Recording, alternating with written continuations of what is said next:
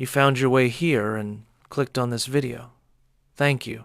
Welcome to SleepyTime Design, the home of gentle design trivia to go to sleep to. This is a quiet place for slowing down at the end of the day.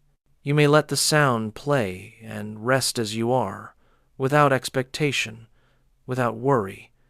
You may gently listen with peace, knowing that you are about to sink and relax into this subtle, sleepy story. The architecture of letters exists in careful proportion. The X height of a typeface measures the territory of lowercase letters, that middle ground where the body of an A or an E or an N resides, excluding the reaches that extend upward or downward.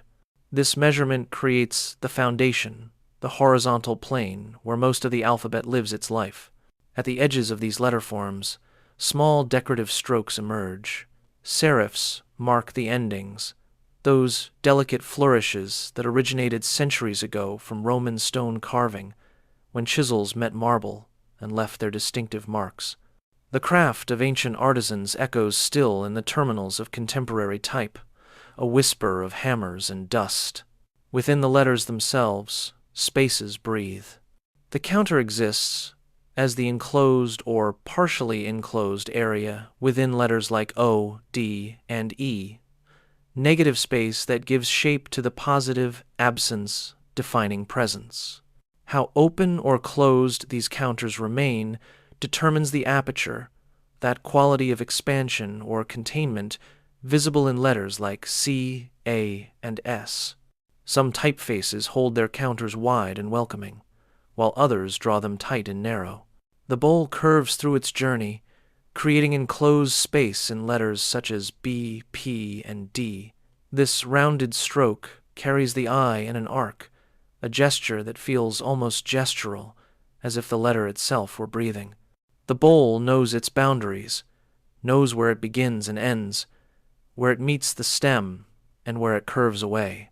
Certain letters refuse containment within the X height. Ascenders rise above that middle territory, reaching upward in letters like H, L, and K, creating vertical rhythm across a line of text. They stretch toward the cap height or beyond, adding dimension to the texture of words. Below, descenders drop past the baseline in letters like G, Y, and P, extending downward into the space beneath, creating balance with their ascending counterparts. The stem stands as the main vertical or diagonal stroke in a letter form, the structural element that bears weight. It anchors the letter, provides the primary support from which other strokes emerge or to which they connect.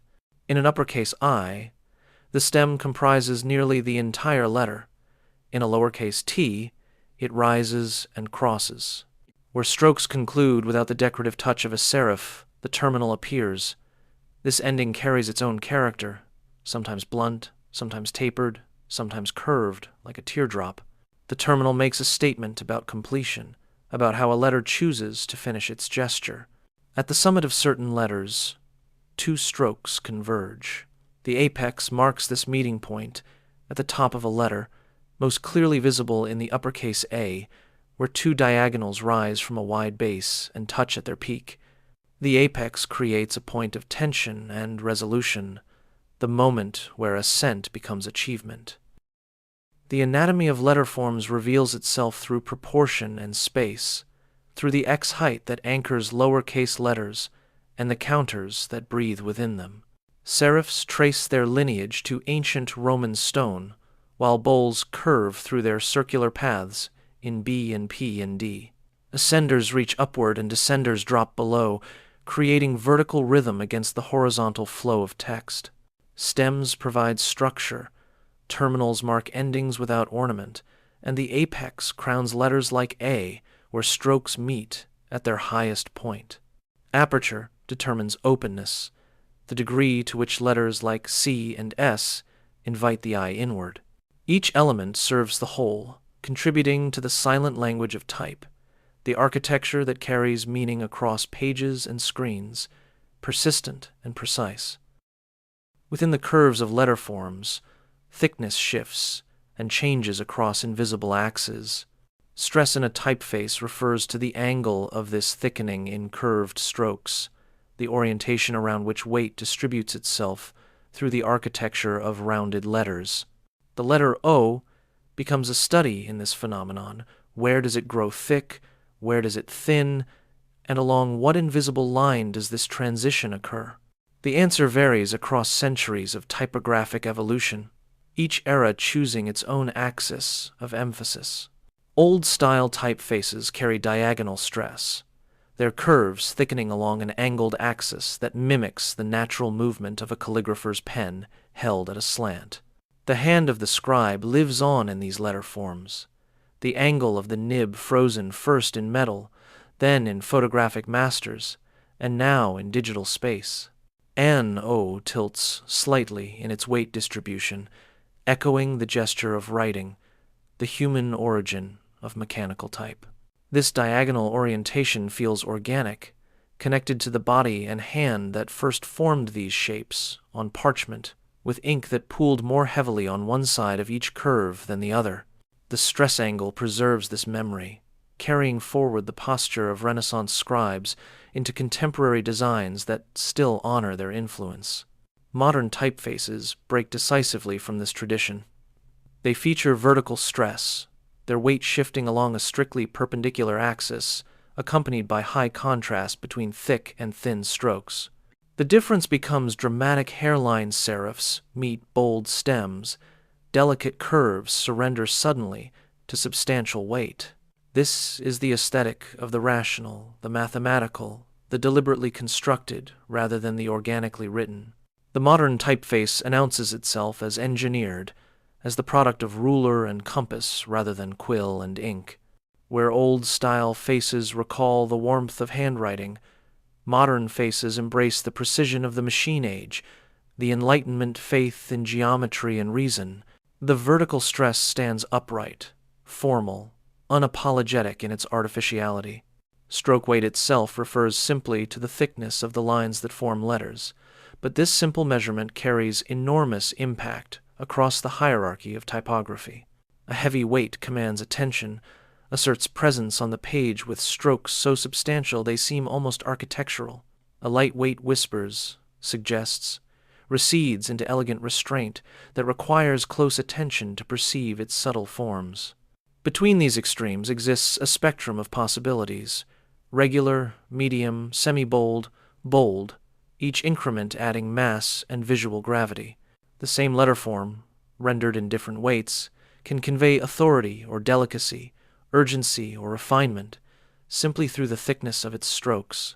Contrast describes the relationship between these extremes, the difference between the thickest and thinnest parts of letter forms within a single typeface. High-contrast typefaces create drama through variation, the eye traveling from substantial verticals to nearly invisible horizontals. A Didot or Bodoni demonstrates this principle with serifs so fine they appear drawn with a single hair, meeting stems robust enough to anchor the entire letter. Low-contrast typefaces maintain consistency, an even texture where thick and thin remain close companions, creating a more uniform color on the page. Sans-serif faces often exhibit minimal contrast, their strokes maintaining steady weight throughout each letter form. The eye reads contrast as personality, as historical reference, as mood. High contrast suggests formality and sophistication. Low contrast implies modernity and approachability. Sometimes letters refuse separation, their forms merging into unified shapes. A ligature connects two or more characters into a single glyph, resolving awkward collisions that would otherwise disrupt the rhythm of text. The combination phi becomes one unified form, the dot of the I merging with the terminal of the F, eliminating the gap that would create visual interruption. The pairing FL does the same, the ascender of the L flowing seamlessly into the overhang of the F. These connections smooth the rhythm of text, eliminating gaps and overlaps that would otherwise disturb the eye as it moves across lines of type. Historical printing carried dozens of ligatures CT, stent, spi, though contemporary use has largely reduced to the essential few. Each ligature represents a small sacrifice of individuality for the sake of collective harmony. Horizontal strokes cross through vertical space, creating crucial structural elements. The crossbar spans the width of letters like A, H, and T, creating structure and division within the letterforms architecture.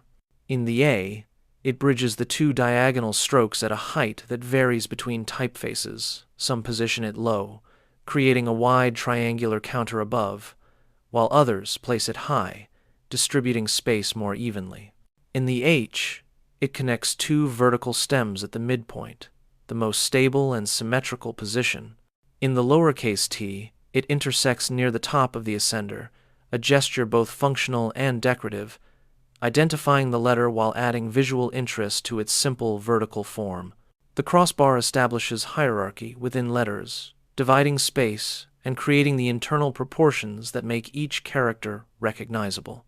Small details accumulate character across the alphabet's forms. An ear appears as a small decorative stroke on letters like G and R, a projection that serves no structural purpose but adds distinction and personality to otherwise functional shapes. The ear of a G curves away from the bowl, a flourish that varies wildly between typefaces. Some ears remain small and modest, barely noticeable, while others extend dramatically, becoming a defining characteristic of the design. The ear of an R emerges from the shoulder of the letter, that curved stroke at the top right, extending outward like a small flag marking the letter's terminus. These ears add life to letterforms, small gestures of ornamentation in an otherwise utilitarian system. The letter S traces its path through a different kind of curve entirely. The spine forms its main curved stroke, that sinuous line that flows from top to bottom in a double curve, creating one of the alphabet's most dynamic and challenging shapes.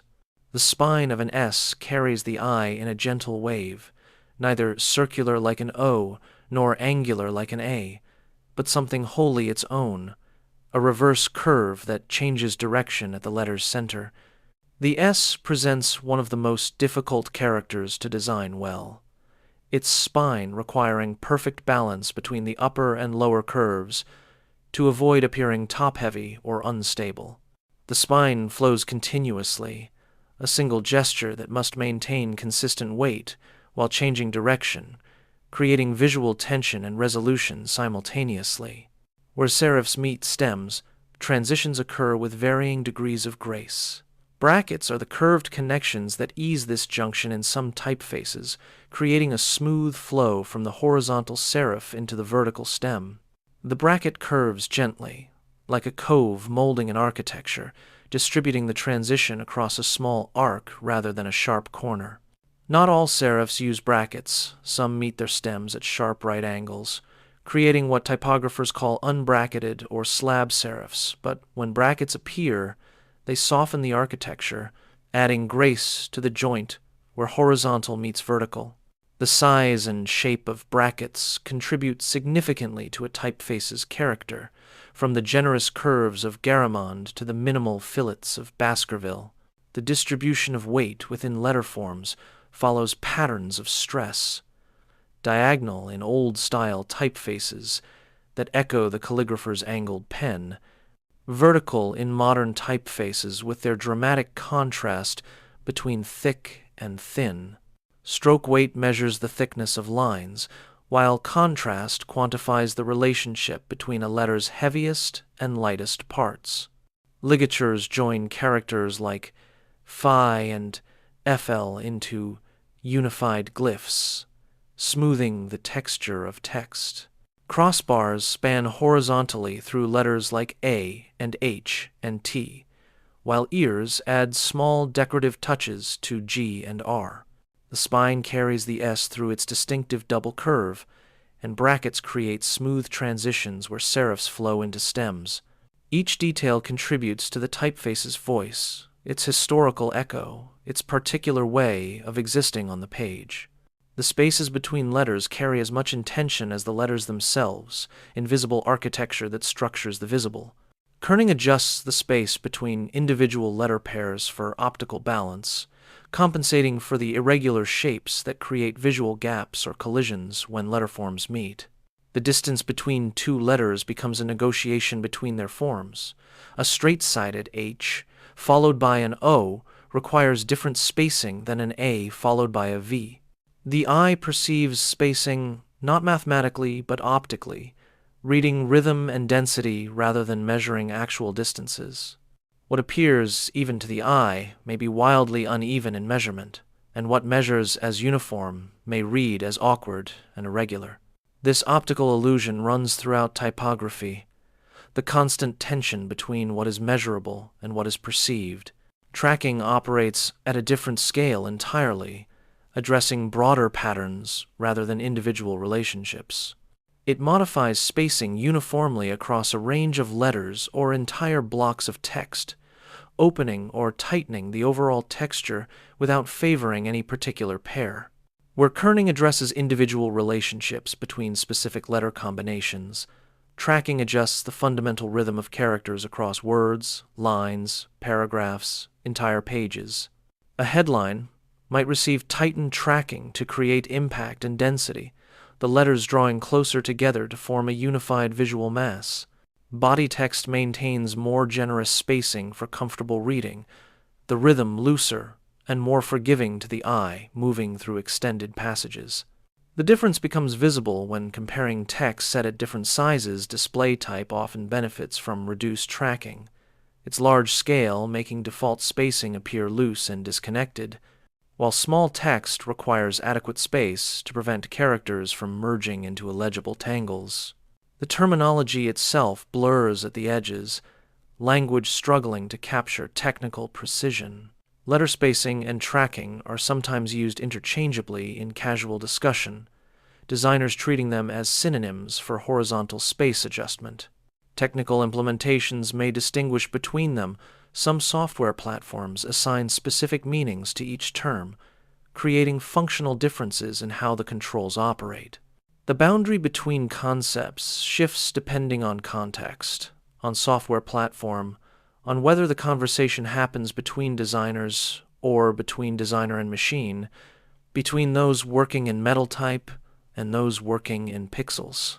What matters functionally remains consistent, regardless of terminology, the ability to control horizontal rhythm across varying scopes, from the relationship between two glyphs to the texture of an entire composition, from the finest adjustment to the broadest. Kerning operates in both directions along the horizontal axis, adding or subtracting space according to visual need. Negative kerning brings letters closer together, reducing the default spacing to resolve optical gaps created by certain letter combinations. The space diminishes, sometimes dramatically, creating tighter visual connections that feel more unified, more intentional. Letters approach each other across the white space, nearly touching in some cases, their proximity creating relationships that feel active rather than passive. Positive kerning pushes letters apart, adding distance where forms might otherwise collide or crowd each other, where the natural spacing feels insufficient to separate distinct characters clearly. The adjustment can be subtle, a few thousandths of an M, barely perceptible except in its cumulative effect, or substantial enough to change the entire character of a word, transforming density into airiness with a few keystrokes. Certain letter combinations demand attention, their shapes creating predictable problems that typography must solve. The combination AV typically requires negative kerning to appear optically balanced, the diagonal strokes of both letters, creating a triangular gap that reads as excessive white space if left at default spacing. The geometry creates a void, an absence that draws the eye and interrupts the rhythm. The top of the V can tuck partially under the right stroke of the A, closing the visual gap without actually overlapping the letter forms, creating the illusion of even spacing through careful adjustment. This pairing represents dozens of similar combinations, wa, tu, yo, ly, ta, we each creating its own spatial challenge, each requiring adjustment to maintain the even texture that skilled typography provides. Professional typefaces contain kerning tables with hundreds or thousands of these pair-specific adjustments, instructions embedded in the font file itself, the accumulated wisdom of the type designer anticipating common problems and providing solutions automatically. Spacing extends vertically as well as horizontally, creating rhythm in 2 dimensions simultaneously. Leading refers to the vertical space between lines of text, the distance from baseline to baseline as measured across consecutive lines of type. This measurement determines how text breathes vertically, how much air exists between one line and the next, how the lines relate to each other in their vertical stacking. The pronunciation itself preserves history, a phonetic artifact of obsolete technology. The term leading comes from the lead strips typesetters once placed between lines of metal type in the composing stick, those careful arrangements of individual letters locked together in rows. These thin strips of lead metal, measured in points, created physical space between rows of type, preventing descenders from one line from crashing into ascenders from the line below. The compositor would slide these strips between the rows, literally adding lead to add space. The strips have vanished into history, but the term and the concept remain, now implemented through numerical values in digital layouts, through settings in software interfaces, through CSS declarations in web typography. The amount of leading shapes readability in fundamental ways, determining whether text invites reading or resists it. Adequate leading improves readability by preventing lines from appearing crowded, giving the eye clear paths to follow from the end of one line to the beginning of the next. The eye needs these horizontal channels, these clear lanes through the vertical stack of text. Too little space creates visual confusion, descenders and descenders nearly touching, lines bleeding together into a dense gray mass that resists easy reading, that demands effort rather than offering flow. The eye struggles to maintain its place, loses the thread when moving from line end to line beginning, expends unnecessary effort parsing the vertical relationships instead of absorbing meaning. Reading becomes work rather than pleasure. Leading can compress or expand according to need and intention, serving different purposes in different contexts. Tight leading creates a dense, compact appearance, packing lines close together for spatial efficiency or aesthetic effect. The texture becomes darker, heavier on the page, more substantial in its visual weight. Poetry sometimes employs tight leading to emphasize the vertical relationship between lines, to create visual as well as verbal connections, to make the stanza appear as a unified block rather than a series of separated thoughts. Newspapers have historically used tight leading to maximize content in limited space, squeezing information into column inches with minimal vertical waste. But this density carries costs. Tight leading may reduce legibility, particularly in longer passages where the eye needs clear horizontal channels to follow without distraction.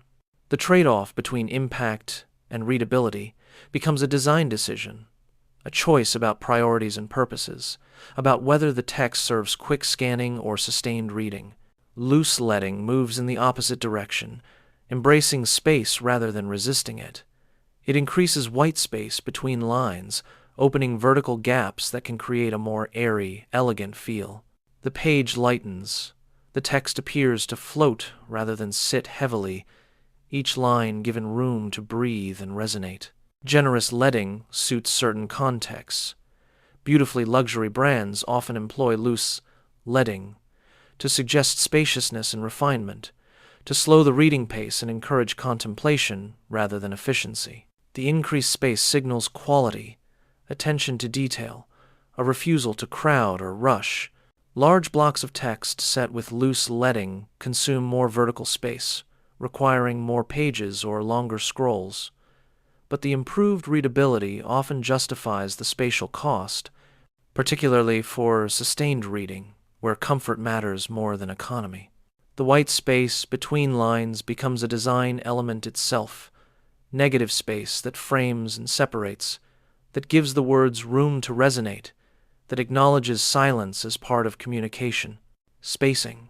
Beyond the spaces between individual letters and lines, the gaps between words themselves shape the texture and flow of paragraphs. Word spacing affects these intervals in a line of text, the pauses between one word and the next, the rhythm of thought made visible through distance. Too narrow, and words collide into dense masses, the boundaries between them blurring into confusion. Too wide, and the sentence fragments, each word floating in isolation, disconnected from its neighbors. The ideal sits somewhere between a spacing that feels natural, that the eye crosses without conscious effort or hesitation. Excessive word spacing creates problems beyond simple awkwardness. It can generate rivers of white space running through paragraphs, vertical streams of emptiness that flow down through multiple lines of text. These rivers form when word spaces in consecutive lines align vertically, stacking atop one another to create pale channels that cut through the darker texture of type. The eye follows these rivers involuntarily, distracted from the horizontal reading path, drawn down through the paragraph along these accidental waterways. The effect disrupts reading, fragments attention, turns the paragraph into a visual puzzle rather than a transparent vessel for meaning. Rivers are these visual gaps that form vertical patterns in poorly spaced text blocks, accidents of alignment that become intrusive features. They appear most commonly in justified text, where the spacing between words must flex to create even edges on both left and right margins. The algorithm distributes extra space across the line, sometimes creating wide gaps that happen to align with gaps in the lines above and below. The river flows through the text block, a defect visible from a distance, turning typography into texture study rather than communication. Skilled typesetters work to eliminate rivers, adjusting spacing and sometimes rewording text to prevent these unfortunate alignments, treating them as errors that demand correction. The spacing designers encounter in fonts arrives with embedded intentions. Default spacing in fonts is designed by type designers, but often needs adjustment for specific contexts and purposes. The type designer builds in spacing that works well at certain sizes, in certain applications, under certain conditions. A typeface, designed primarily for book text, might carry different default spacing than one intended for headlines or signage. These defaults provide starting points, suggestions from the designer about optimal use, but typography rarely follows recipes exactly. Each project brings unique requirements, different line lengths, different leading, different aesthetic goals that may call for spacing adjustments beyond what the font provides as standard. The distinction between mathematical and visual truth runs through all spacing decisions. Optical spacing considers how the human eye perceives balance rather than mathematical equality, acknowledging that perception and measurement diverge consistently. Two spaces of identical width may appear unequal if they sit between different letter combinations. A space between two round letters like O and O appears larger than the same mathematical space between two straight letters like N and N, the shapes creating different amounts of visual openness. The typographer spaces optically, trusting the eye over the ruler, adjusting until the rhythm feels even rather than measures evenly. This optical approach requires judgment, sensitivity to visual balance, an understanding that typography serves human perception rather than abstract geometry. Paragraphs exist as units of thought, and typography must signal their boundaries.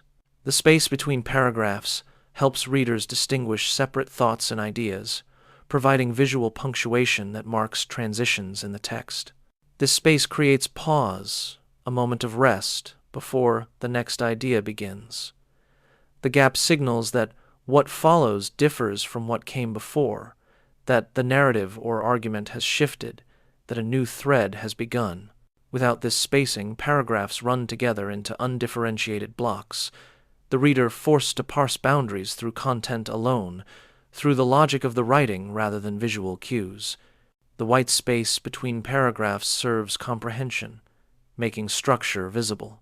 Different traditions approach paragraph breaks through different spatial strategies. Indentation can replace paragraph. Spacing to indicate new paragraphs in body text.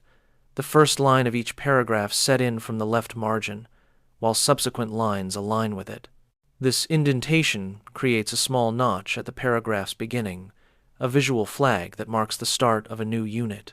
Book typography frequently uses indentation rather than spacing between paragraphs, conserving vertical space while maintaining clear paragraph boundaries. The indented first line provides the necessary signal without consuming an entire line's worth of vertical distance. Magazines, newspapers, and books have long relied on this approach, the indentation becoming so familiar that readers process it unconsciously, the small offset sufficient to communicate transition. Typography measures space in units derived from the type itself, proportional rather than absolute. M spaces are spaces equal to the current point size of the type, a square space that scales with the text. In 12-point type, an EM space measures 12 points wide. In 48-point type, it measures 48 points wide. This proportional relationship means the EM space always relates logically to the size of the surrounding type, maintaining consistent visual relationships across different scales. The M- derives its name from this unit, originally cast on a piece of metal 1 wide. The M space provides a fundamental unit of measurement in typography, a reference point from which other spaces derive their definitions. Smaller spaces branch from this fundamental unit. N spaces are half the width of M spaces, another proportional measurement that scales with type size. The N space takes its name from the width of a capital N in many typefaces, though, like the M, it has become standardized as exactly half an M, regardless of the actual width of the letter N. The N-, shorter than the M-, occupies an N space in traditional typography. The on space serves various purposes separating elements in lists, creating appropriate gaps in certain kinds of numerical or time expressions, providing a space that feels substantial but not as wide as a full M. Even finer divisions exist for specialized spacing needs. Thin spaces are typically 1/5 or 1/6 of an M space, delicate intervals used for subtle separations. These hairline spaces appear between elements that should remain close but distinct, between quotes and the text they enclose, between numbers and their units in some typographic conventions, between elements in complex mathematical or scientific notation.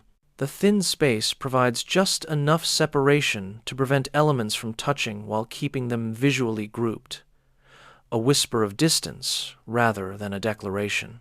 Professional typography employs these varying space widths to create nuanced hierarchies of separation, using the appropriate space for each relationship, building rhythm through carefully calibrated intervals.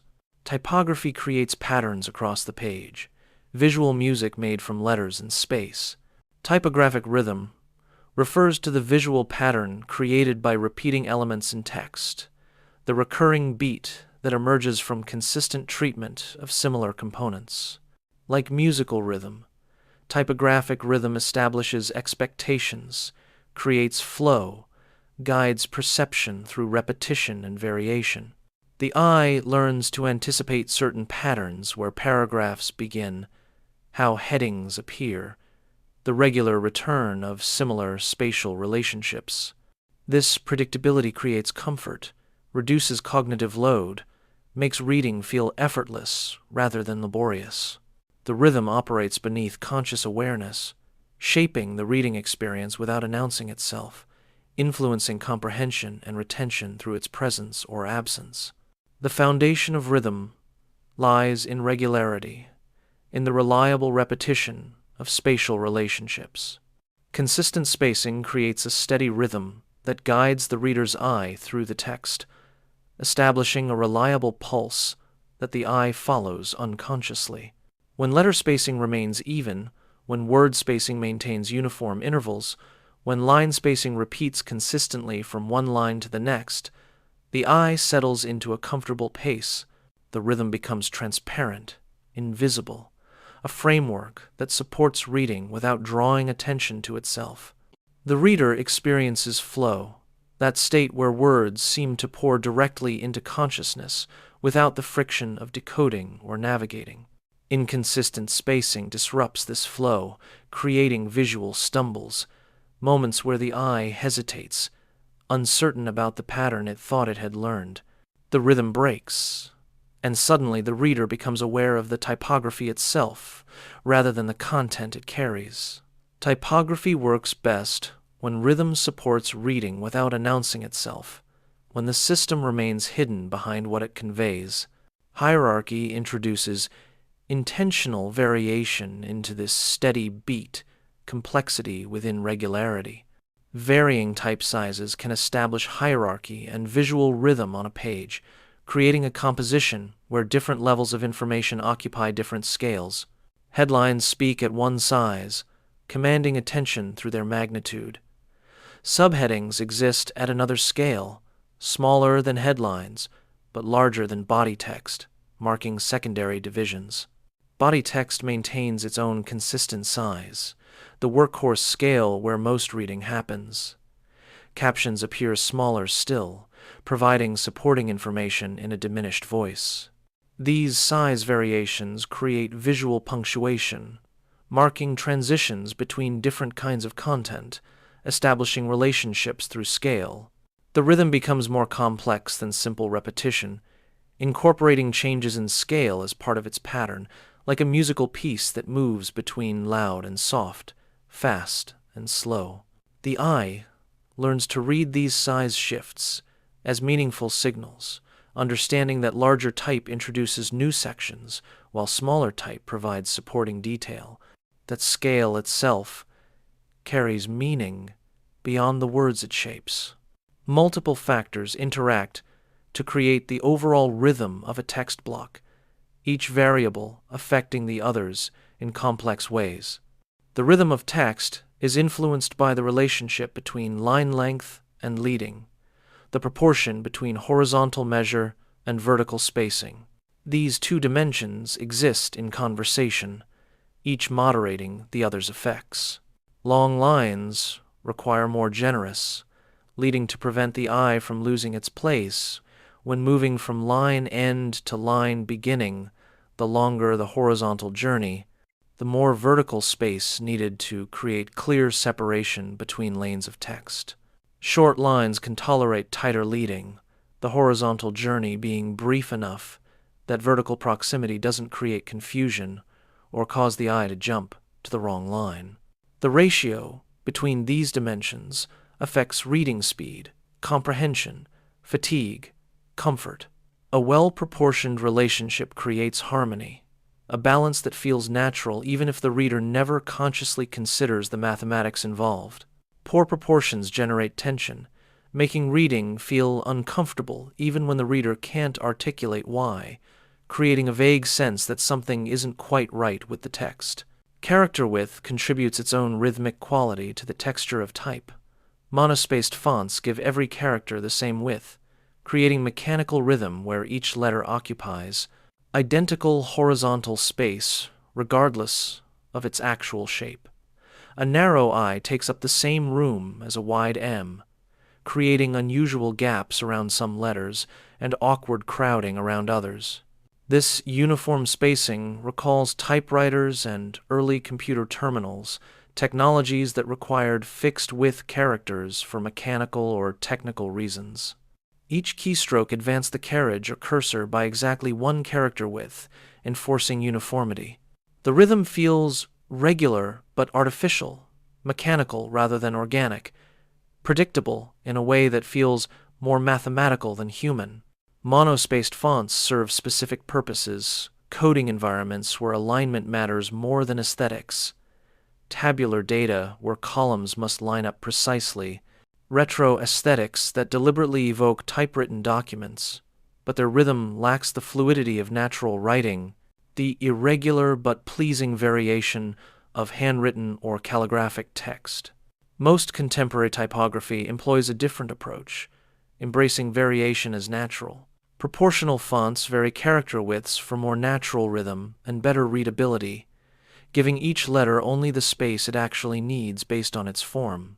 The narrow I occupies minimal width, just enough for its simple vertical stroke and dot.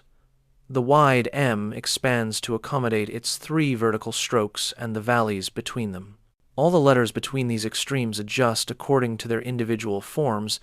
The O takes its circular space, the T extends just slightly, the W spreads wide.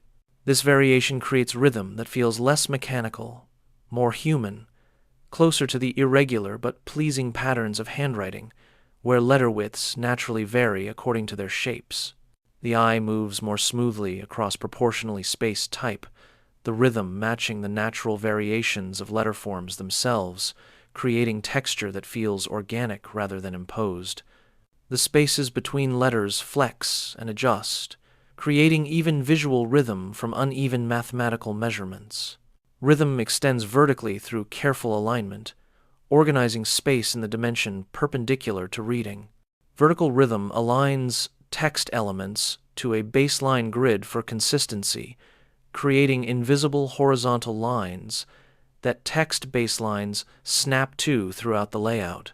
Each line of text sits on one of these grid lines, maintaining consistent vertical intervals regardless of changes in type size or leading within different sections of the page. This alignment creates order across the page, ensuring that elements in different columns or areas maintain harmonious relationships, even when they contain different content or treatment. The grid provides structure without visibility, organizing space through mathematical regularity while remaining hidden from the reader, felt as orderliness but not seen as lines. The baseline grid functions as an organizing principle for complex layouts, particularly valuable in sophisticated multi-element designs. A baseline grid helps maintain harmonious spacing throughout a layout, especially important in multi-column designs or pages with various text elements, pull quotes, captions, sidebars, different hierarchical levels all coexisting on the same page. When all baselines align to the grid, text in adjacent columns lines up horizontally, creating visual connection across the page, making the layout feel cohesive rather than fragmented. White space becomes predictable, organized into regular increments rather than arbitrary gaps. The grid doesn't eliminate variation, but channels it into systematic relationships, allowing different type sizes and treatments to coexist while maintaining overall unity. A large heading might occupy 3 grid units, while body text uses 1, but both align to the same underlying structure. The result feels organized, without appearing rigid, structured without seeming mechanical, unified without being monotonous. Mathematical relationships can govern typographic scale, bringing numerical harmony to size progressions. The modular scale creates rhythmic type sizes based on mathematical ratios, building a system where each size relates proportionally to the others through constant multiplication. A modular scale might use ratios like the golden ratio, 1.618, the perfect fourth, 1.333, or the major third, 1.25, multiplying a base size by these constant factors to generate progressively larger sizes. Starting with 16 pixels as a base and using the golden ratio, the scale generates 26 pixels, then 42, then 68, each size bearing the same proportional relationship to the previous one. The resulting progression feels harmonious because the relationships remain consistent. Each step up the scale bears the same proportional relationship to the previous size, creating visual intervals that feel as regular as musical intervals. This mathematical approach creates unity across disparate sizes, ensuring that even widely different scales feel connected, part of a single coherent system rather than arbitrary choices. The numbers may seem abstract, but the eye perceives the harmony, responding to proportional relationships even without understanding their mathematical source. Repetition cements rhythm into expectation, transforming individual instances into recognizable patterns. Repeating visual elements like headings and subheadings establish predictable rhythm throughout a document, teaching the reader what to expect at each level of the hierarchy through consistent treatment. First-level headings appear at a certain size, weight, spacing above and below, alignment a complete package of attributes that remains constant each time that level appears. Second-level headings follow different but equally consistent rules, their own set of unchanging attributes. Third-level headings maintain their own identity through repetition. The reader learns these patterns quickly, often unconsciously, using them to navigate the text, to understand structure at a glance without having to read every word. The rhythm becomes a navigation tool, visual landmarks that help the reader orient themselves within the document, understanding their position in the hierarchy of information. Consistency in these repeating elements transforms individual typographic choices into a system, creating order from accumulation, building a language from repeated vocabulary. Spacing. Emptiness participates in rhythm as actively as the letters themselves. White space contributes significantly to the overall rhythm of a page, the negative areas between and around text, creating breathing room that shapes perception. Margins frame the text block, creating separation from the page edge. Space between paragraphs marks transitions. Gaps around headings give them prominence and room to announce themselves. This negative space isn't merely leftover area but active design element, contributing to rhythm through its presence and proportion. Generous white space creates a relaxed, open rhythm. Minimal white space generates density, intensity, a tighter beat. The balance between filled and empty space determines much of the page's character and reading experience. Sometimes disruption serves a purpose. Breaking rhythm intentionally can draw attention to important elements, the unexpected variation creating emphasis through contrast. When text maintains steady rhythm for pages and then suddenly shifts a pull, quote, set larger and offset, a call-out box interrupting the column, a heading breaking from the established pattern the eye notices. The break in rhythm functions like a raised voice in conversation, commanding attention through difference. This technique works precisely because rhythm has been established. Without the pattern, there can be no meaningful break from it. The disruption must be intentional and purposeful, not accidental or arbitrary. Random variations create confusion rather than emphasis, noise rather than signal. The horizontal dimension of text directly affects how reading feels in the body.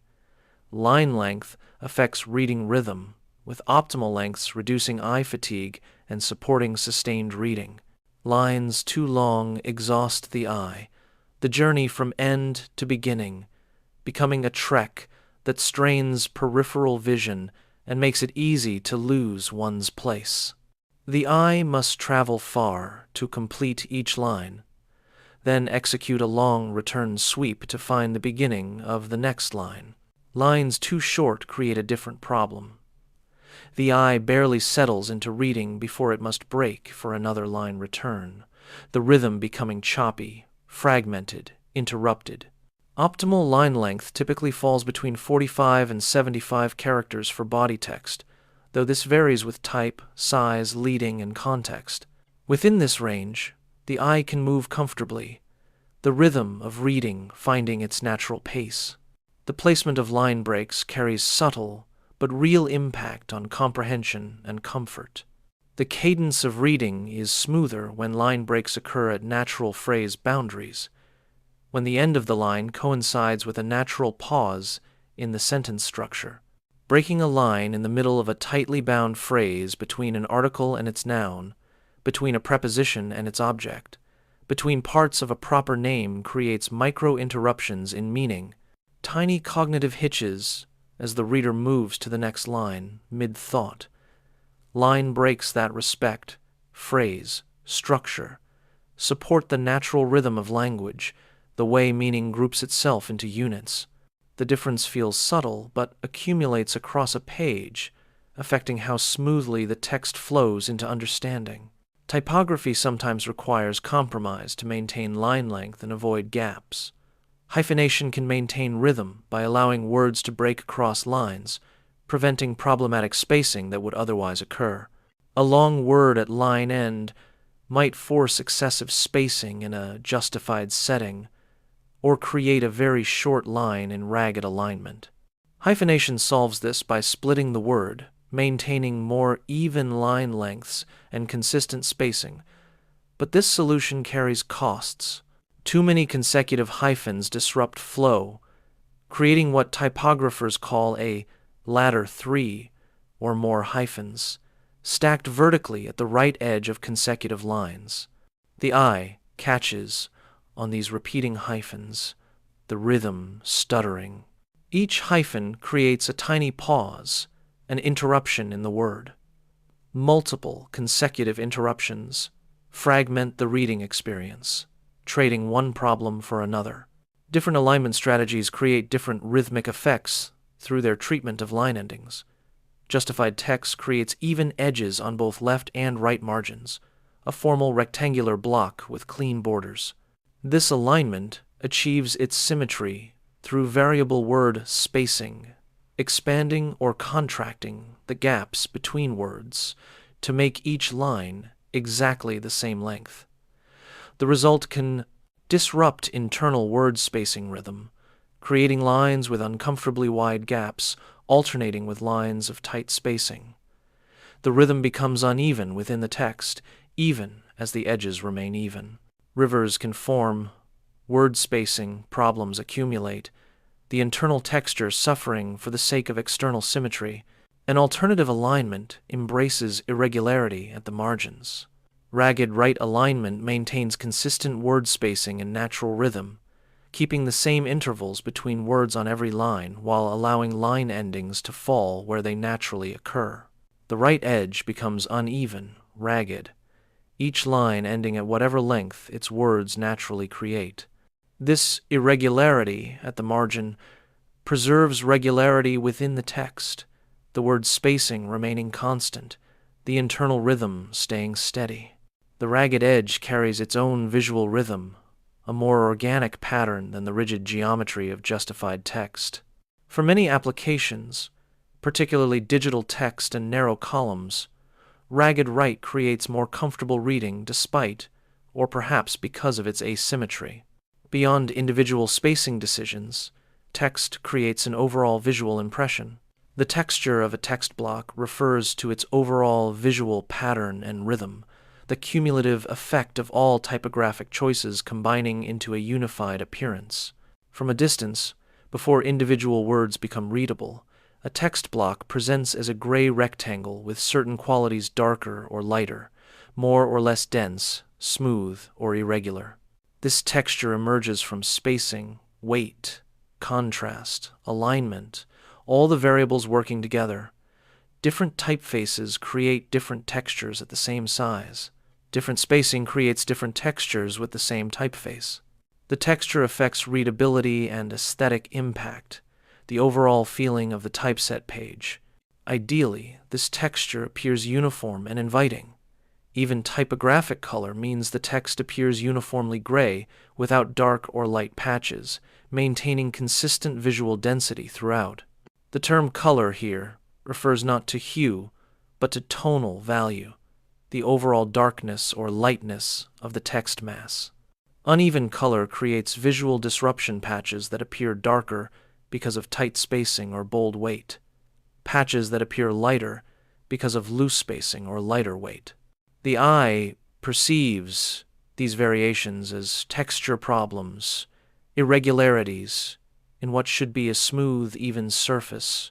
Achieving even color requires attention to all aspects of spacing and proportion, creating consistency through careful calibration of multiple variables.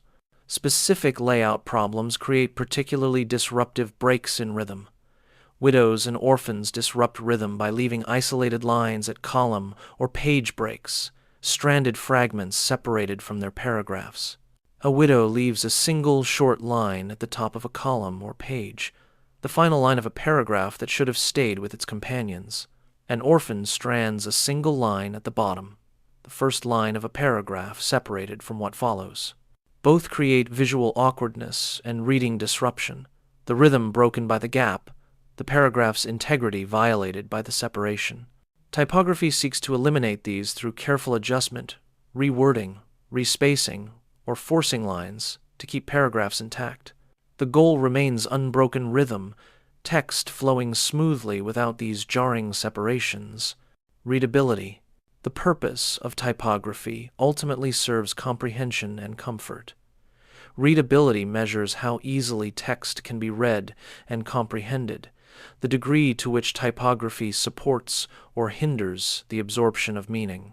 Readability encompasses many factors working in concert type choice, size, spacing, line length, contrast, all the variables combining to create an experience that either facilitates or obstructs reading. Highly readable text disappears, becoming transparent, the reader moving through words into ideas without awareness of the typography itself. Poor readability creates friction, the typography announcing itself through difficulty, the reader struggling with the medium rather than engaging with the message. Readability exists on a spectrum, shaped by countless decisions that accumulate into overall effect. A related but distinct concept focuses on individual letterforms. Legibility refers to how easily individual characters can be distinguished from each other, the clarity with which each letter announces its identity. A legible typeface makes the difference between an A and an O immediately apparent, keeps the L and the I visually distinct, prevents the R and the N from merging in the reader's perception. Legibility operates at the level of character recognition, the foundation upon which readability builds. A typeface can be highly legible, each letter perfectly clear in isolation, yet produce poor readability in extended text if other factors fail. Conversely, compromised legibility inevitably damages readability, the inability to distinguish individual characters undermining all other typographic virtues. Certain structural features of typefaces affect their performance at different scales. Fonts with larger X heights generally improve readability at smaller sizes, the taller lowercase letters maintaining their distinctiveness even when reduced. The X height determines how much vertical space the main body of lowercase letters occupies, excluding ascenders and descenders. A large X height maximizes this crucial middle territory, making letters appear larger and more open even at small point sizes. The counters those enclosed spaces within letters remain more visible, the overall forms more distinguishable. Typefaces with smaller X heights and relatively longer ascenders and descenders carry a different elegance, but can become harder to read when size decreases, the fine details and narrow counters beginning to close up or disappear. The horizontal measure of text lines affects reading experience significantly. Optimal line length for readability typically falls between 45 and 75 characters, a range discovered through research and generations of typographic practice. This measure creates lines long enough to establish rhythm and avoid excessive line breaks, yet short enough that the eye can comfortably track from end to beginning without losing its place. The specific ideal within this range varies with leading, type size, typeface design, and context, but the general principle holds across different applications. Lines within this range allow the eye to settle into a comfortable reading rhythm, the horizontal journey neither too demanding nor too interrupted. Exceeding this range in either direction creates problems. Lines that are too long force the eye to travel too far, causing fatigue and creating navigation difficulty.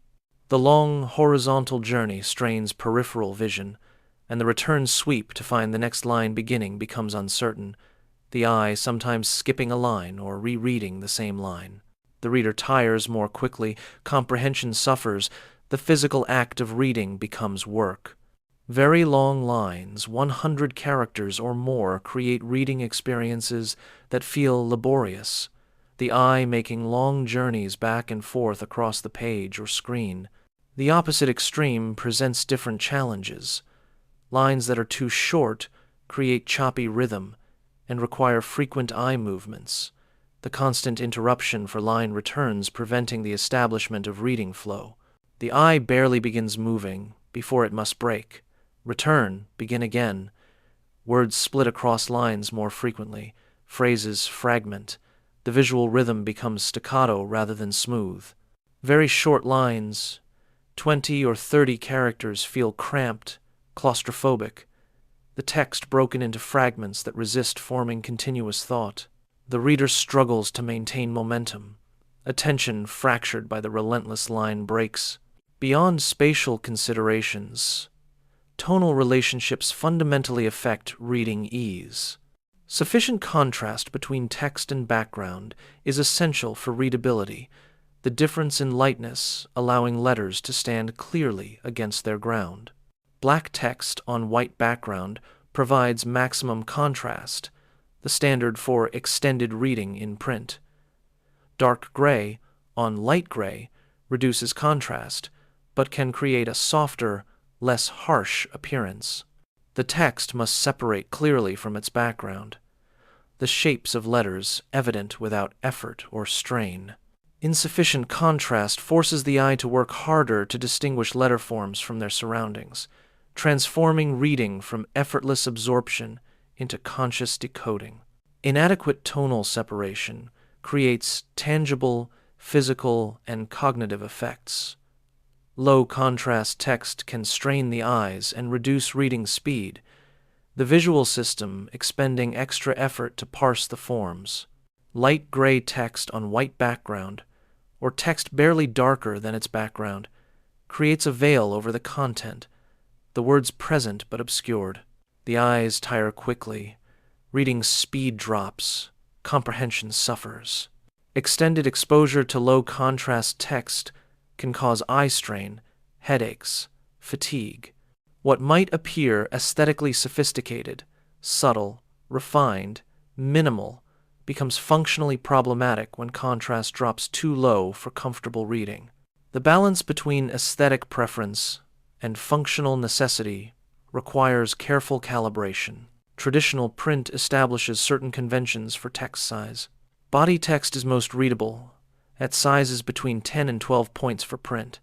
Decades of publishing practice, having established this range as optimal for sustained reading. At these sizes, type on paper achieves sufficient detail and proportion for comfortable reading at typical viewing distances. The letters remain clear, counters stay open, spacing works well. Sizes smaller than 10 points begin to challenge readability, the fine details of letter forms becoming difficult to perceive, the text appearing cramped and dense. Sizes larger than 12 points can work but often feel oversized for body text, consuming space without proportional gain in readability, the text beginning to feel more like display type than comfortable reading matter. Digital reading environments require different considerations. Screen text often requires larger sizes, typically 16 pixels or more, for comfortable reading, the medium and viewing conditions necessitating different sizing than print. Screen resolution, even at high densities, differs from the continuous resolution of ink on paper. Backlit screens present light to the eye rather than reflecting it. Viewing distances often vary more than with print. Environmental lighting conditions can be less controlled. These factors combine to make smaller sizes more difficult to read on screens than in print. The 16-pixel baseline for body text on screen, roughly equivalent to 12 points in print, though the comparison is imperfect, has become standard web typography practice, balancing readability with spatial efficiency, ensuring text remains comfortable to read across varying conditions and devices. Shapes. The written word carries with it a curious paradox. The very letters meant to capture attention can sometimes push it away. All caps text, bold and declarative, actually becomes harder to read because it eliminates the distinctive shapes that aid recognition. Each letter stands at attention, uniform in height, stripped of the ascending loops and descending tails that create a landscape of meaning. The eye, accustomed to navigating these varied terrains, finds itself lost in a flat plain of identical monuments. What appears emphatic on first glance transforms into visual monotony upon sustained exposure, the very uniformity that suggests importance becoming an obstacle to comprehension. Words possess shape just as surely as sculpture possesses form. The mind recognizes them partly by their overall contours, the silhouettes they cast across white space. Capital letters obscure this geography entirely, transforming every word into a rectangular block. Mountain becomes indistinguishable from weather in its basic architecture, while mountain and weather reveal themselves as different continents of meaning through their very outlines. This recognition happens beneath conscious thought, in the swift current where reading becomes not decoding but seeing.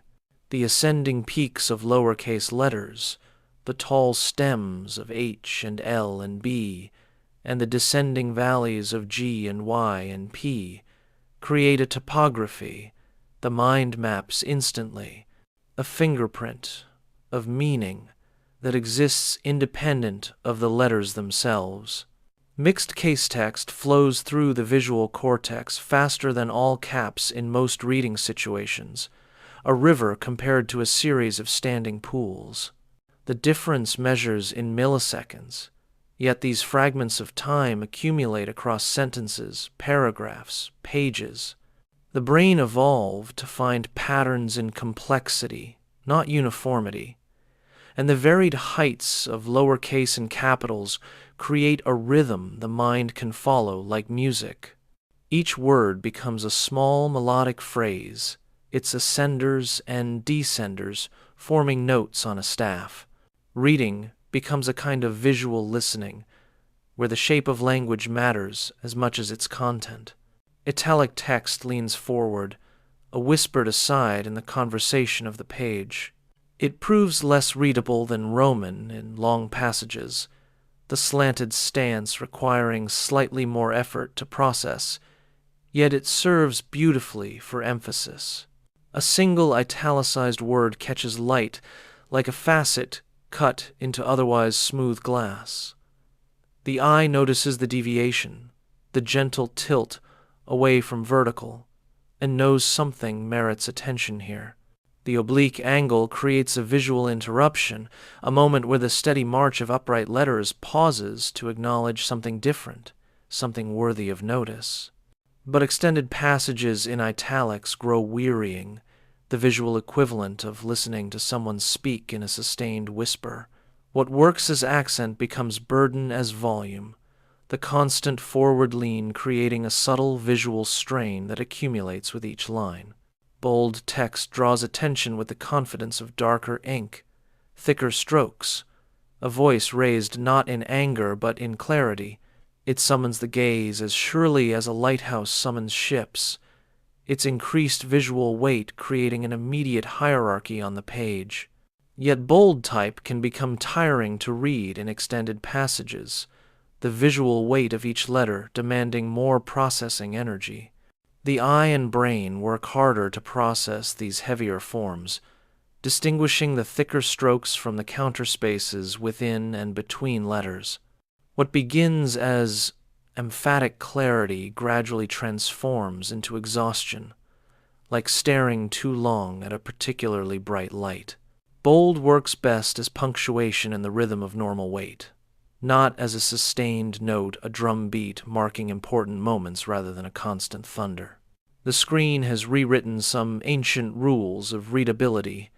Sans serif fonts, those clean letters without decorative feet, were once considered the province of headlines and short bursts of text. They're often considered more readable on screens due to pixel rendering, the way individual dots of light construct letterforms. The small serifs of traditional typefaces could become muddy at lower resolutions, their delicate finishing strokes bleeding into noise.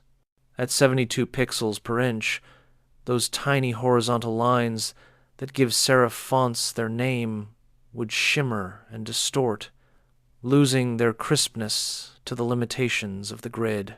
Sans serif letters, built from simpler geometric forms, held their integrity better in the harsh world of early digital displays, their clean lines aligned naturally with pixel boundaries, maintaining clarity where more ornate typefaces faltered.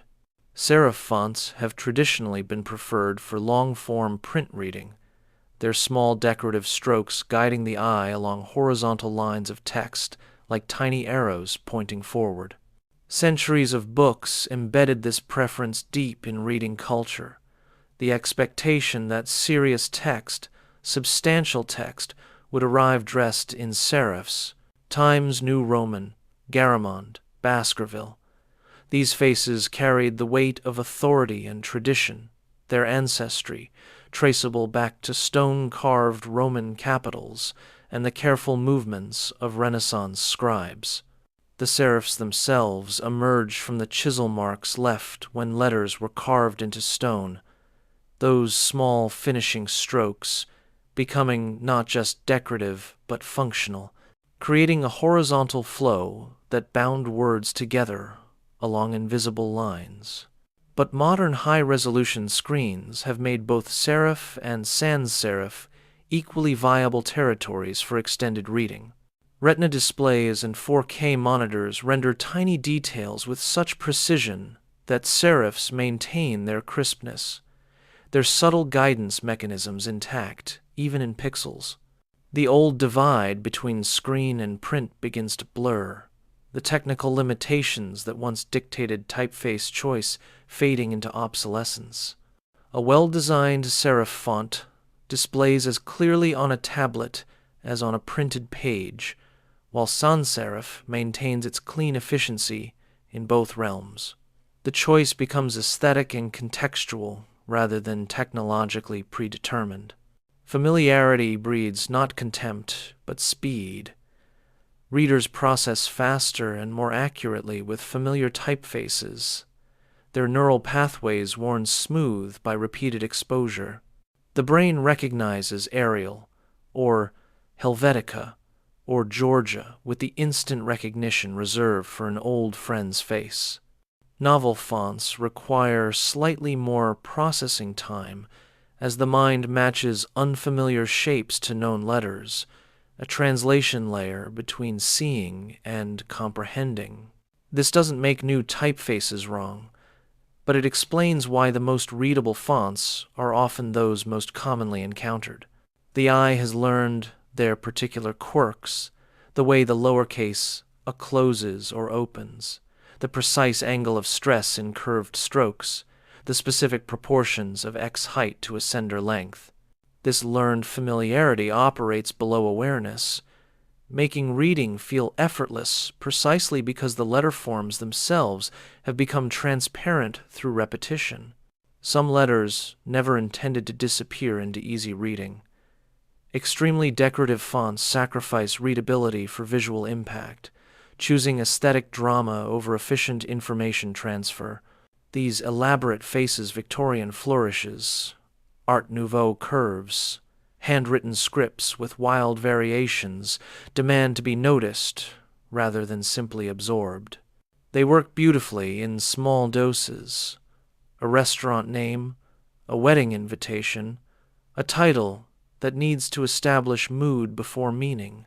But extended text in decorative fonts becomes a puzzle to solve rather than a message to receive, each letter requiring conscious identification rather than instant recognition. The very artistry that makes them compelling in headlines makes them exhausting in paragraphs. The architecture of letterforms reveals itself as a careful balance between form and function, visibility and transparency. Capital letters eliminate the very shapes that make reading swift, while mixed case preserves the geographical variation the eye navigates instinctively. Italics and bold type serve as emphasis, powerful in small doses, exhausting in volume. The digital age has rewritten old rules about serif and sans serif, making both equally viable on modern displays, even as it preserves the principle that familiarity accelerates comprehension. Decorative fonts trade readability for immediate visual impact, choosing to be seen rather than seamlessly processed. Every typographic choice creates friction or flow, commanding attention or offering transparency, turning reading into either effort or effortless absorption of meaning. Dimensionality. The eye seeks rhythm in the chaos of information, finding comfort in patterns that repeat with reliable precision. Consistent alignment improves readability by creating predictable starting points, each line beginning at the same invisible boundary. The left edge of text becomes a dependable anchor, a vertical reference point where the eye returns after completing each horizontal journey. This consistency eliminates a subtle but persistent cognitive task, the need to search for where the next line begins. The mind knows exactly where to look, and this certainty, this removal of one small decision from the thousands required in reading, accumulates into ease. Centered text abandons this anchor, setting each line adrift on its own course. It proves harder to read in long passages because each line starts differently, the beginning point shifting left and right in an unpredictable dance. What works beautifully for a wedding invitation or a title, the symmetry drawing attention, creating visual balance, becomes exhausting across paragraphs. The eye completes one line and must search for the start of the next, a hunt that happens so quickly it feels almost unconscious, yet the effort accumulates. Reading centered text for any length becomes like walking on stones across a stream, each step requiring its own small calculation of distance and placement. The page itself creates boundaries that either support or undermine the act of reading. Adequate margins frame text and prevent the eye from wandering off the page, creating a contained space where meaning lives. These borders of white space serve as both physical and psychological boundaries. They tell the eye where to focus, what territory belongs to the message. Text set too close to page edges feels cramped and becomes harder to read, the letters pressing against invisible walls like passengers in an overcrowded train. The lack of breathing room creates visual claustrophobia, and the eye, seeking relief, finds none. The edge of the page becomes a distraction rather than a boundary, pulling attention away from content toward the uncomfortable proximity of margin to text. Paragraph length affects readability in ways both practical and psychological. Shorter paragraphs often prove easier to process, their compact blocks of meaning offering natural pause points where the mind can rest and integrate information. A wall of unbroken text, 50 lines without interruption, presents itself as a challenge to overcome rather than an invitation to engage. The eye sees the mass before it reads the words, and that first impression matters. Shorter paragraphs create visual variety on the page, a rhythm of text and white space that breaks the journey into manageable segments.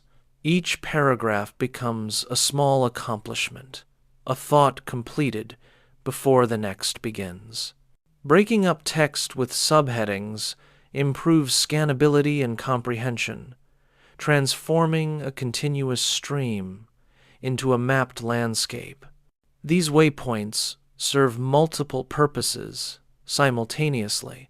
They organize information into discrete territories. They provide preview and summary. They offer entry points for readers who navigate non-linearly. A reader can scan the subheadings like chapter titles in a table of contents, grasping the overall structure before diving into details. The subheadings create hierarchy, showing which ideas contain which others, how thoughts nest and connect. They make the invisible architecture of an argument visible. Bulleted or numbered lists can enhance readability by organizing information clearly, extracting key points from the flow of prose, and presenting them in parallel structure. The bullets or numbers themselves serve as visual markers, tiny signposts that say, "Here is a discrete item," equivalent in importance to its neighbors. The list format creates instant hierarchy. These items belong together, yet remain distinct. The eye processes lists differently than continuous text, moving through them almost like reading a menu, each item receiving individual attention before moving to the next. Lists promise completeness, a finite number of things to absorb rather than an endless stream. Color introduces another dimension to the reading experience, one that can either enhance or obstruct comprehension. Color can affect readability, with some color combinations causing visual strain that builds over time. Pure red text on a pure blue background creates chromatic aberration, the different wavelengths refusing to focus on the retina simultaneously, causing a shimmer at the edges of letters. Yellow text on white backgrounds disappears into near invisibility, the contrast insufficient to distinguish figure from ground. Black text on white remains the standard not from lack of imagination, but from centuries of proof that high contrast with neutral colors minimizes fatigue. Every departure from this baseline trades some measure of readability for aesthetic effect. Reading speed decreases when text requires constant refocusing or adjustment, whether physical adjustment of the eyes or cognitive adjustment to irregular spacing, unexpected alignment shifts, or visual obstacles. The mind can read only as fast as the eyes can process information clearly, and anything that interrupts the smooth flow of perception interrupts the flow of comprehension. Poor kerning, inconsistent spacing, irregular line lengths, unexpected font changes each creates a small stumble, a momentary pause while the visual system recalibrates. These pauses, individually insignificant, compound across pages into measurable delay. Good typography is often invisible because readers focus on content rather than form, the letters themselves becoming transparent vehicles for meaning. When typography succeeds completely, readers remain unaware of decisions about typeface, size, spacing, alignment. They simply read, absorbed in ideas rather than letterforms. The page becomes a window rather than a wall, the text dissolving into the thoughts it carries. This invisibility represents the highest achievement, not the erasure of design, but its perfection. Choices made so skillfully that they require no conscious acknowledgement. The reader thinks about the story, the argument, the information, never once considering the infrastructure that delivered it so seamlessly to their understanding. The organization of text on a page creates either pathways or obstacles to comprehension. Consistent alignment provides predictable anchor points, while centered text sets each line searching for its beginning. Margins frame meaning and prevent the cramped feeling of text pressed too close to edges. Paragraph length and subheadings break continuous prose into navigable segments, while lists organize parallel information into distinct processable items. Color choices can enhance or strain vision depending on contrast and combination. Every element that requires the reader to refocus or adjust slows the natural pace of reading. When typography achieves its purpose completely, it vanishes from awareness entirely. the mechanics of reading becoming so effortless that only content remains. Transparency. Poor typography draws attention to itself and away from the message, becoming the noise that drowns out the signal. Letters that should serve as transparent carriers of meaning instead demand acknowledgement of their own existence, too ornate, too tightly spaced, too irregular in their rhythm. The reader finds themselves thinking about the font rather than the idea, noticing the form instead of absorbing the content. What should have been a conversation between writer and reader becomes a three-way negotiation with typography itself as an unwelcome participant. The medium overwhelms the message, and communication fractures at the point where it should flow most freely.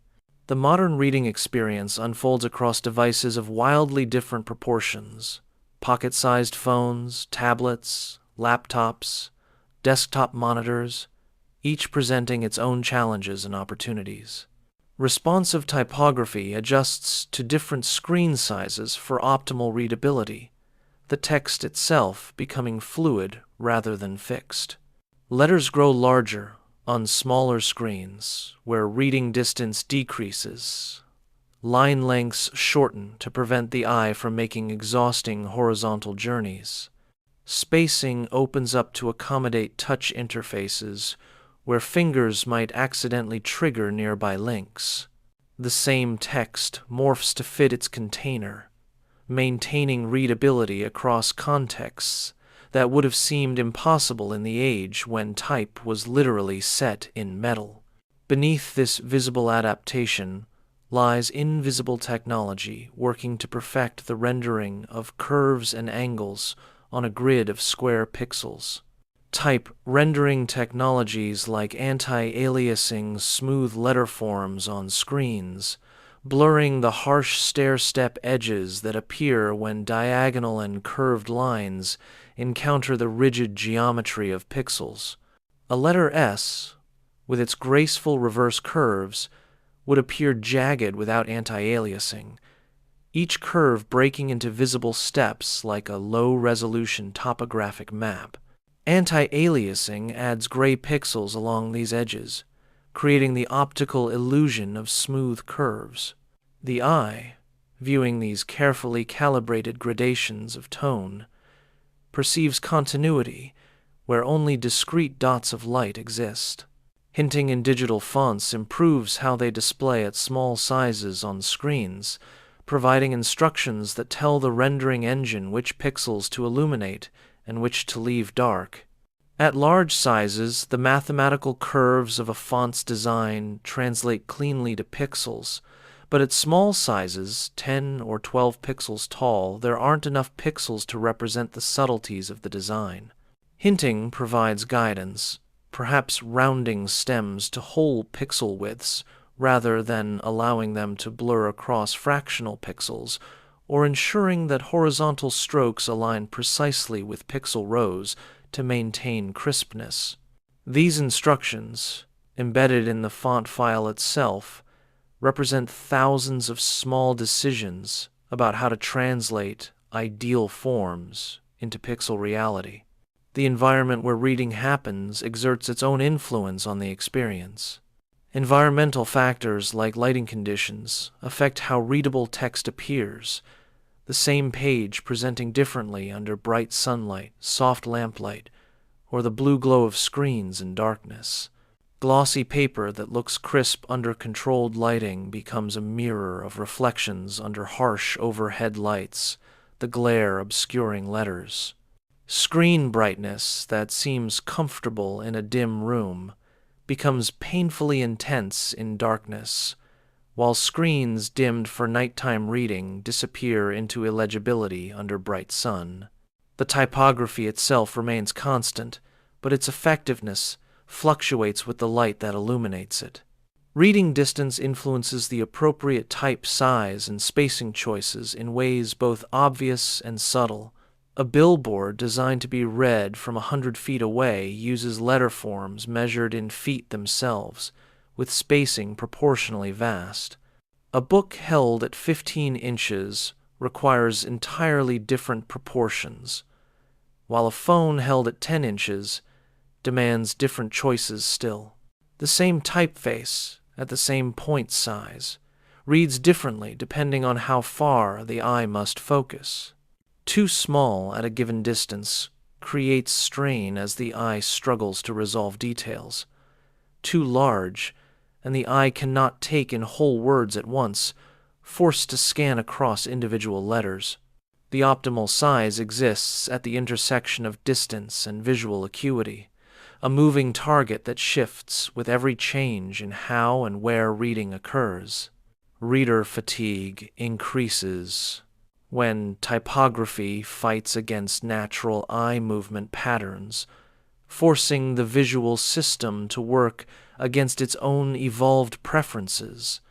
The eye wants to move in smooth horizontal sweeps, along lines of consistent length, returning to a predictable starting point at the left margin. Typography that disrupts this rhythm wildly varying line lengths, text that flows around irregular shapes, letters that dance up and down rather than sitting on a stable baseline, transforms reading from automatic to effortful.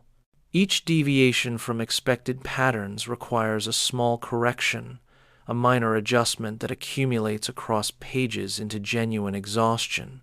Consistency in typographic choices throughout a document aids comprehension by establishing and maintaining expectations.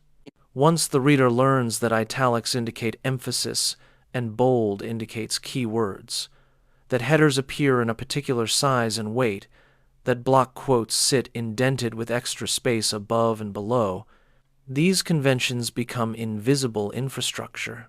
The eye recognizes these patterns instantly, processing their meaning before conscious thought engages. But inconsistency italics used for emphasis here and for titles there, headers that change size unpredictably, quotes formatted differently from page to page, creates constant low-level confusion, forcing the reader to interpret formatting choices anew with each encounter. White space is not wasted space, but an active element supporting readability, giving the eye and mind room to breathe. The emptiness around and between elements defines them as surely as the ink or pixels themselves. Margins frame content. Line spacing prevents lines from visually merging into gray blocks. Paragraph breaks create natural pause points where ideas can settle before new ones begin. Dense text with minimal white space feels oppressive, claustrophobic, every available surface packed with information. Generous white space creates visual calm, a sense of spaciousness that makes extended reading feel less like endurance and more like exploration. The absence becomes as important as the presence. The ultimate goal of typography is to honor and enhance the content it presents, serving the message with such skill that the service itself goes unnoticed. Every choice typeface, size, spacing, alignment, color, hierarchy exists in service of communication. Typography stands between writer and reader, and its highest achievement is to make that standing invisible, to become so perfectly suited to its purpose that it disappears entirely into the act of reading. The letters fade from awareness, leaving only ideas, stories, information. The reader finishes the last page and remembers what they learned or felt, never once thinking about the typography that carried them through. This vanishing act, this perfection of transparency, represents the triumph of design over decoration, function over form, meaning over medium.